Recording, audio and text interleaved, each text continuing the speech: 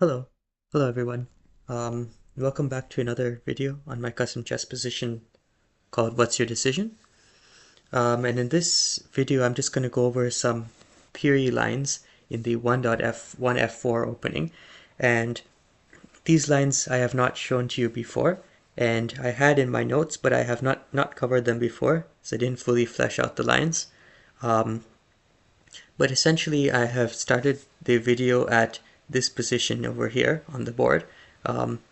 In this position, it comes from the following moves: f4, c5, and if you haven't seen my previous videos on this position, watching those will give some context. So after f5 there's several moves, but g takes f5, as I discussed in the last video, is actually very much playable for black. And after knight e6, what we had in the main line was takes here, white takes on c3, black counters and plays rook c6, then they take, white sacrifices and plays bishop h5, rook takes h6, white sacrifices the knight and then takes the queen. And in a position like this we said that okay, white is slightly better, as you can see through this evaluation. However, it becomes difficult for white to play because white's king is under great attack. And for example, the bishop's going to go to c6, c7, d8. These pawns are going to push through. Maybe the bishop's going to come out and attack the king, and so far. But I've already covered these lines in previous videos, and in that position, in the last video, I actually showed a couple games in this position where white actually loses, even though white is slightly better, just because this position is easier to play as black. So going back some moves, this is what I've shown you in the theory with the g takes f5 lines of this gambit.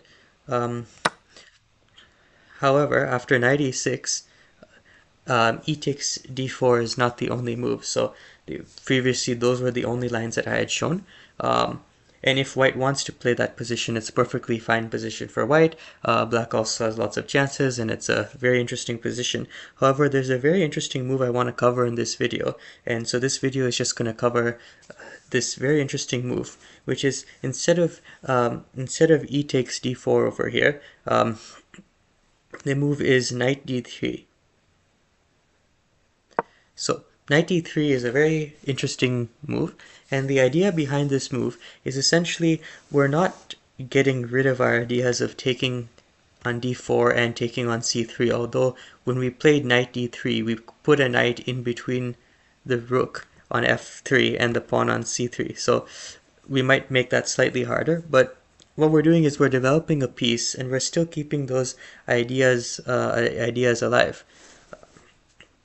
The thing is, with knight d3, the argument that white's going to make is knight d3 is a very good developing move. I mean, we bring the knight to areas where it can maybe sacrifice, it can go to e5, and it still supports these same ideas on taking on d4, and maybe the bishop takes, then the knight moves, and the knight moves, and then the rook sacrifices on c3. So we're playing a very good developing move, and if we look at black's position, what are the developing moves that black could play in response?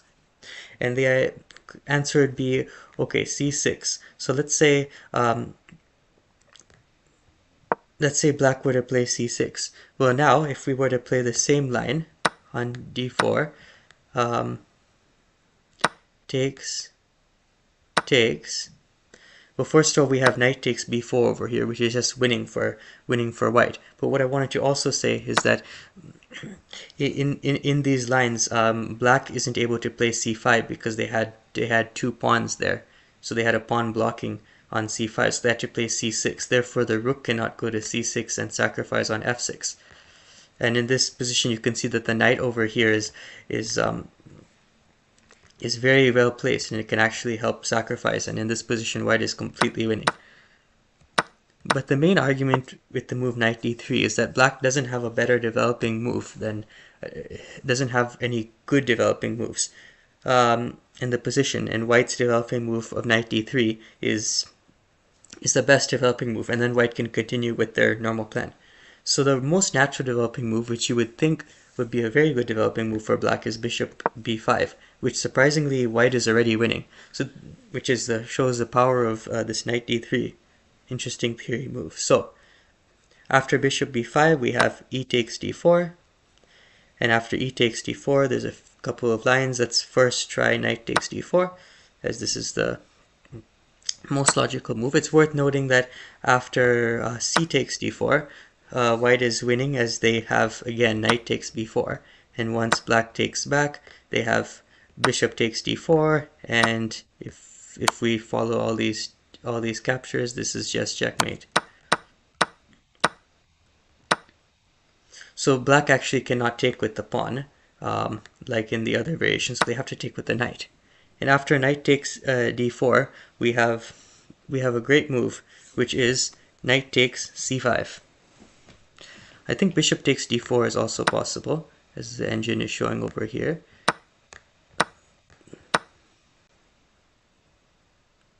And this move could also be winning as well. Rook takes c3. Let's see what happens if black takes back. Knight f2. Oh, knight f2, and after c5, there's knight d3 check. And so if black moves the king, white's going to take on c3 and free the queen. So we take here, but then white's queen is freed, and white's gonna be able to take on c3. So let's see. So after here, white should be winning. And yeah, see, the engine's one move behind, but yeah, white is winning after this as well. But the move I had over here, which is also very good, is knight takes c5, and this move is a great move. That's also winning for white. As you can see, the engine first doesn't think that it's winning, but eventually it starts to realize the strength of the move. So we have a couple options here. After knight takes f3 check, because we are leaving the rook there, bishop takes f3, b takes c5, bishop takes c5. And this move, as you can see, is completely winning for white, because, for example, after rook e8, which stops from the bishop from being able to take it, we have just knight f2. And after, let's say, c6, which stops the bishop from taking on b7, we have knight d3. Now we're threatening bishop takes b4 and just getting everything out. So after bishop takes d3, c takes d3, and rook e6, black is trying to free their own queen. Now we have bishop takes b4 check, and white is getting out first, and white is also going to stop this f6 pawn from being taken, so white is completely winning.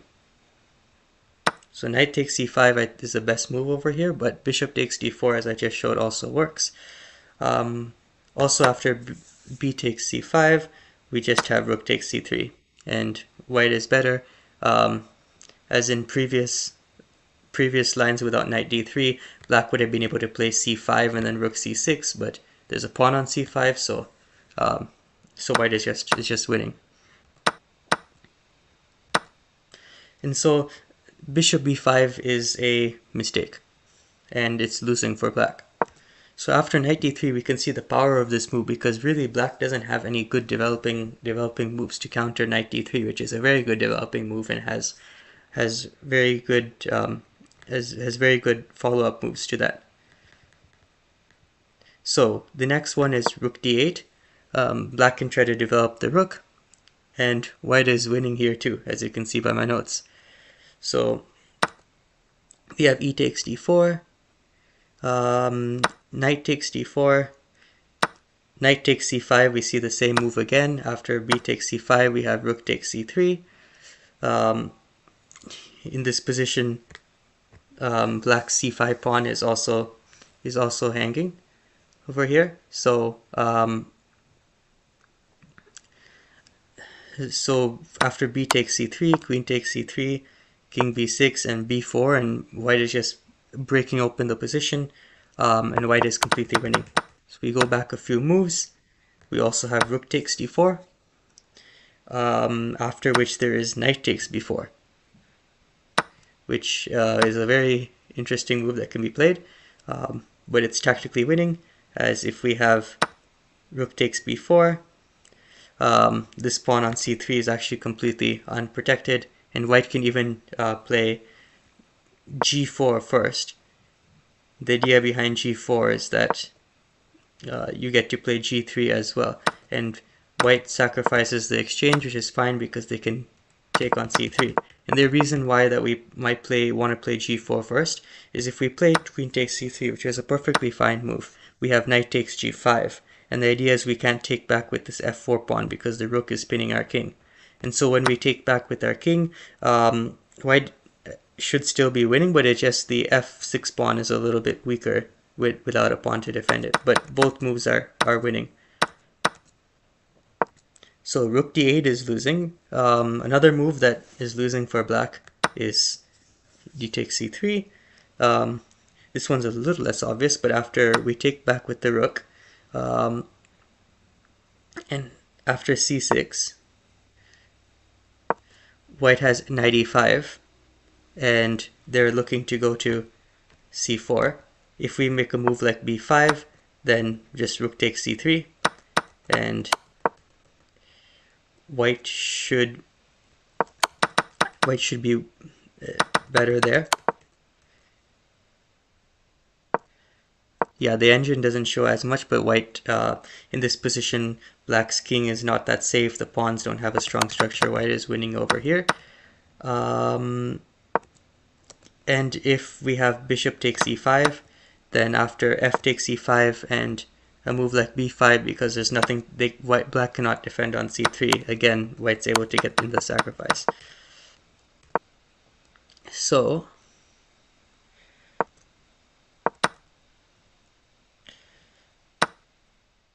and just quickly, I'll look at bishop b5, which I don't have in my notes, but the engine seems to like that move a little bit more, at least on a low depth. After knight e5, which is our same idea, c6, and rook takes c3 is winning again. Yeah. So d takes e3 is also losing. Let's see, do I have any other moves to show you? Okay, I think those are all the main moves. So now we're going to go into the only move black has in the position. So again, knight d3, very challenging move. And after bishop c6, which seems a little bit surprising as a move, just because black is blocking the c7 pawn, which makes it hard to develop the knight and the bishop over here. I think there was a previous line I showed in maybe the first video on this opening where was the f4, f5 opening, but black didn't play g takes f5, and then there's a bishop c6 move which was losing, but over here it's not. So after bishop c6, which is the only move for to hold, we have e takes d4 and bishop takes f3. So white's going to sacrifice that rook, and they're going to still try to break through. So bishop takes f3, bishop takes f3, c takes d4, and bishop takes b7. So after bishop takes f3, black gave up the bishop, but now white is kind of threatening to take on b7 and win some material. But black kind of has to take on d4, because if they don't, white will be able to take on c5, and then they will be able to win this c3 pawn. So black has to play the defensive resource. After e takes d4, I guess there's also knight takes d4 here, but in this opening we have the same sort of idea where now this pawn is too weak, and even if black takes over here, we have bishop takes f3. Just following the lines, bishop b5 is interesting, but I think white will be fast to play to go here. Yeah, and now black will have to sacrifice the rook, and yeah, white is winning. So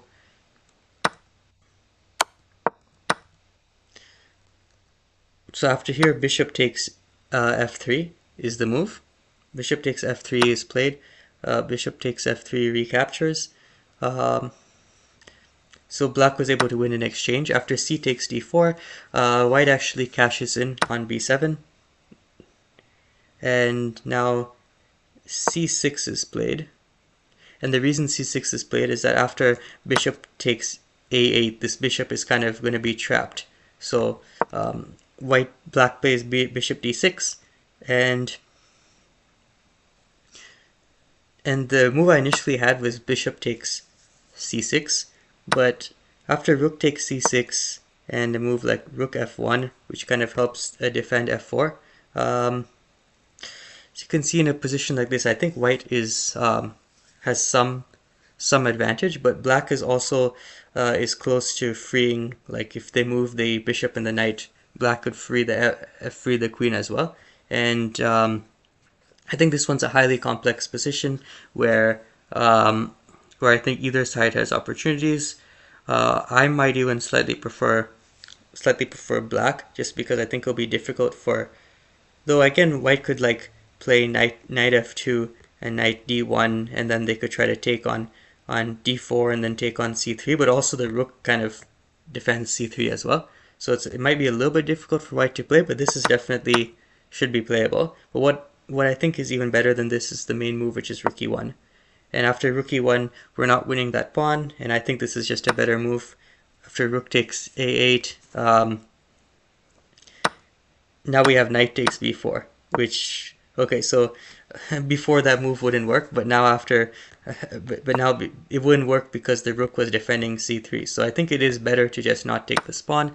I don't know if the rook, yeah, the rook takes on a8, and then knight takes b4, which looks like it can't really be played because the bishop can take. However, after the bishop takes, we have rook takes e6. So over here it's after we take the bishop takes, we want to take on d4, but if the knight takes back, I mean, we could maybe play rook e3. Like, let's look at that quickly. But the knight goes to b5, and now this c3 pawn is protected. And I suppose after here, yeah, we kind of block, we block knight d1, so this is bad for white. And in this position, which is why this this new variation is quite interesting, is that this line is very, very nice, which is we're going to actually take on e6 and free black's queen and bishop. So after takes, f takes e6, then we're going to play bishop takes d4. So there's no rook takes f6 ideas. So we sacrificed the exchange. We also sacrificed several pieces. Black is up 5 points of material. White just freed black's queen, but white is about to free their own queen. Rook fd8 is played, which is a key move because we can't have f7, which would be an attack on the queen, because now the rook can take. So white takes on c3. Black plays c5, just defending the bishop. Bishop takes b4. C takes b4. And there's a couple moves. One is c3, one is queen e5 check. Queen e5 check. Rook d5, which is the only move, because if b5, then comes queen c7 checkmate. So have to be careful. Queen c7. And over here, what black tries to do is black's going to try to play rook c5, and they're going to try to shut down white's bishop. After queen d7, these are kind of like the only sort of moves here. Queen d7, white is threatening a checkmate over here on a4. So black blocks that with b5. And now white wants to develop, so they can play knight f2 is their best chance. Rook a c8, knight d3, rook 5 c7, queen d4, and black has no way of defending this pawn, but they're going to just get their queen out. So bishop f7, and the most natural move here is queen takes b4 check, and white's going to pick up 2 more pawns. And as you can see, if we look at the material, well, in terms of the minor pieces, white has a knight and a bishop as well as the queen, and black has 2 rooks, a bishop, and a queen. So black has more material there, but white has a lot more pawns, which white will try to push through, as well as as well as this pawn structure here is quite good and restrictive of black. White's king is also fairly safe, where black's is a little bit less safe. Black's up 2 points of material overall, but both sides have chances, and this e5 looks like a nice square for the knight as well. But this is just a very interesting position for both sides. However, I did notice the engine actually prefers c3 here, which is just getting this bishop out at the cost of the pawn. So rook takes c3, now queen b4 check, king b6, knight e5, and after queen e8, the engine g4. Yeah, the engine likes white a bit better here, but I think that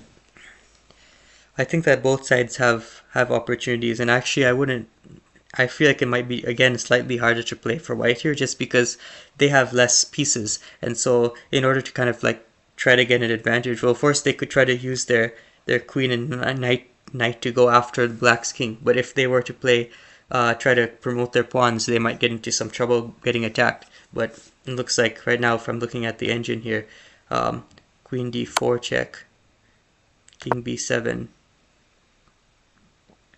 and g4. Again, it's a very tough opening. The engine also changes its evaluation as it goes up in depth. So let's see if I put like g4 on the board. Bishop g6, f7. So g takes f5, e takes f5, and then the bishop takes. Bishop goes back to g6, for example. Queen d5 check, king b8.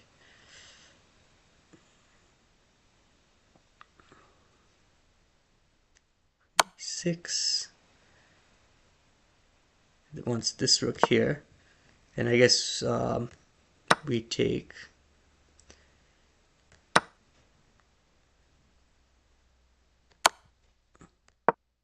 king b8.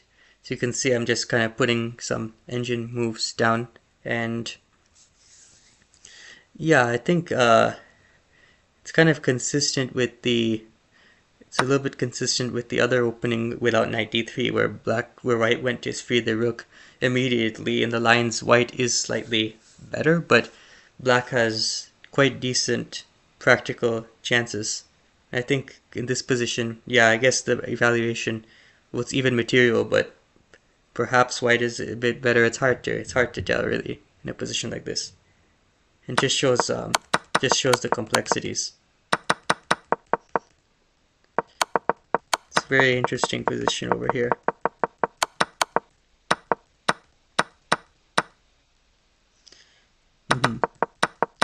So essentially, if you don't really want to play the immediate takes on d4 lines, but also knight d3 just looks like a very good move. Knight d3 is a kind of indirect move that's very good and very playable. It's also probably would win better just because bishop c6 is a little bit of a hard move to find, as well as it just gives very good chances for white overall, because knight d3 is just such a good move and black doesn't have a good enough move to counter it. And then after like bishop c6, then white can go and continue with their normal plans to try and free their queen. And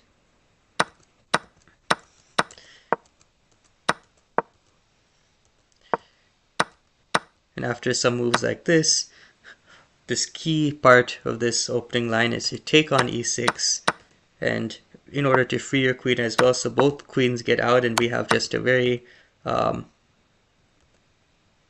very complicated game. c3 is also a move I'm not sure if I covered, but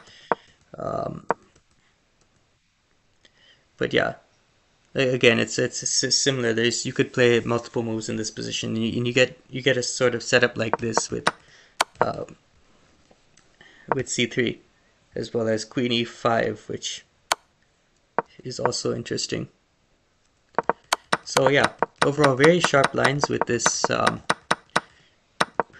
gambit that you get with this f4 f5 gambit. And again, as black, if you want to avoid that, then I have a video, the third video I think I have in the 1f4 theory, where we have knight e6, and then if f5, then knight takes g5. And so yeah. And if white doesn't want to play f5, of course, white can play like e4, for example, and games can continue with like the e4 line. So yeah, lots of options for both sides, and just want to show another sort of opening line that white can play, which is quite strong, and you can get very rich positions from it, as usual. Thanks for watching.